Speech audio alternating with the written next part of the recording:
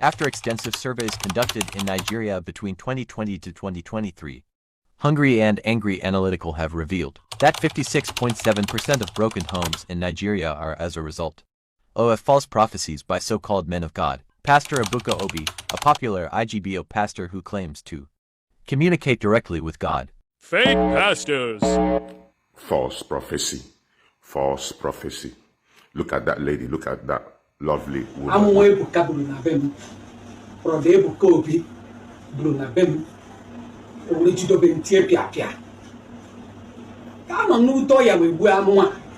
Na 2021 ko buru nke isi nwunye nwa m nwatakịrị alụtara n'Enugu steeti akọda ha akọ ya na ahụ bụ ọ bịara be m o bu ahụ ya dị ma ọ bụrụ ịbata be m mana emecha nwatakịrị na ha onye ha mere nwata na ahụ ya niile na-asọ oyi the time bụ m ike a na-akọkwana ya enweghị mgbe m bụ n'uche ụdị ihe dị etu bụ na be di m ma ọ bụ na ọmụ ka ha ji ebodo mere ihe nwa. Look at what she has to deal with. Psychological devastation. Makana eme false prophecy. Ebukobi, what after the person? Yes, Ebukobi did not mention them, but you pointed fingers in her direction that she's the one responsible for what happened to her children. Her daughter-in-law has a sickness that wasn't detected, and you told them it was someone that made it. My brother, biko, ama m nwaanyị ọfụma, ọ bụkwa nke a Ebuka Obi bụkwa fake. Ama m nwaanyị ọfụma, anyị bi n'azụ GO Park. Nwaanyị a na-enyepụkwa m ma nni sef.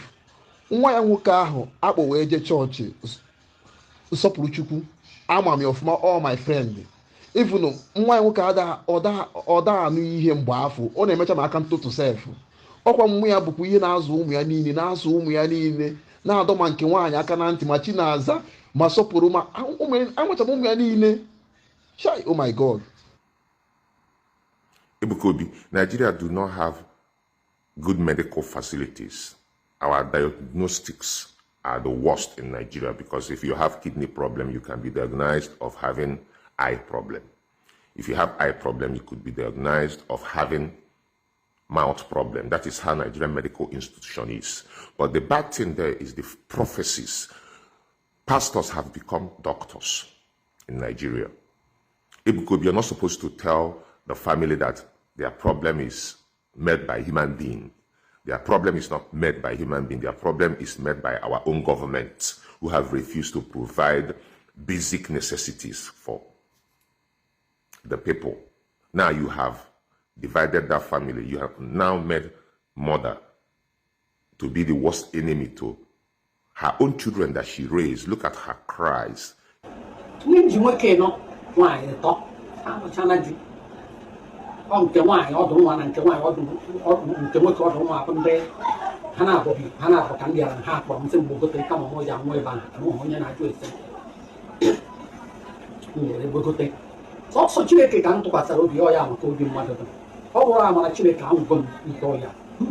better call that woman back and fix her life because you have destroyed her life.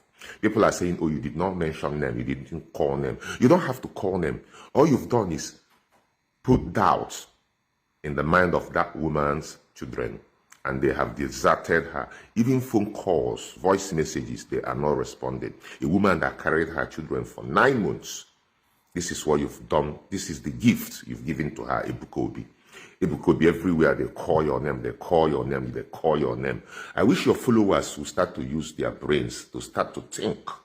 Just because they like you does not mean they shouldn't see something wrong with you.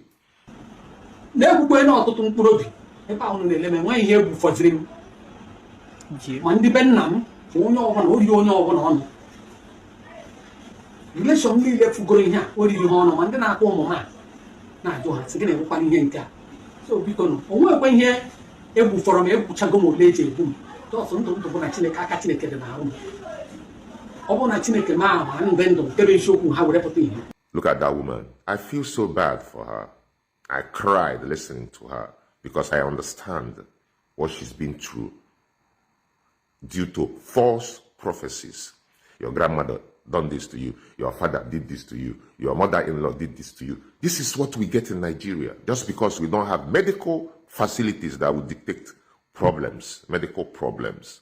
You are pointing fingers at a woman that has nothing to do with witchcraft. So she has that power to cause that kind of dilemma, to cause that kind of sickness to her children. She really have that power. Where did she get the power from? A hungry and angry woman, a woman that's ravaged with poverty. You think the only thing she's thinking is where to get the power to be able to, come on. She is there, but now we are and I'm a motor. Oh, check no, now your hand. The hanging marker, come to because you can mind that I have been now more to be a teacher one thing. You go to 2021, I am paranoia. And then when you put a more way to go. Near name put a minister, I will be back over the now your hand, but what time will keep leaving to go to him and one night for what I tell you, when you're a then in a matter. The woman put them. You may say, well, how was she does? I don't care how you live in a flock in Capa. Maybe when you're on a minister. Indigenous Marca will all want to buy a motor to Potameba. You don't want naira. Because you're one man ever to watch and I have the 500 yen, 7 more.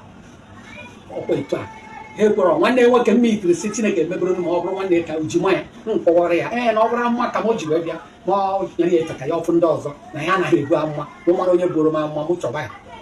Any matter come to because you do have open hand in his schools.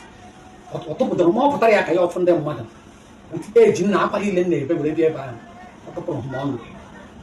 No, there by your guy here, and I can do what they want in enemy. I can do one now, Homaka, that's money, Apapunia, or Varia, in our that's money, Morga, all we had, and in Yana, that's money. No, yes, or in Yamaka.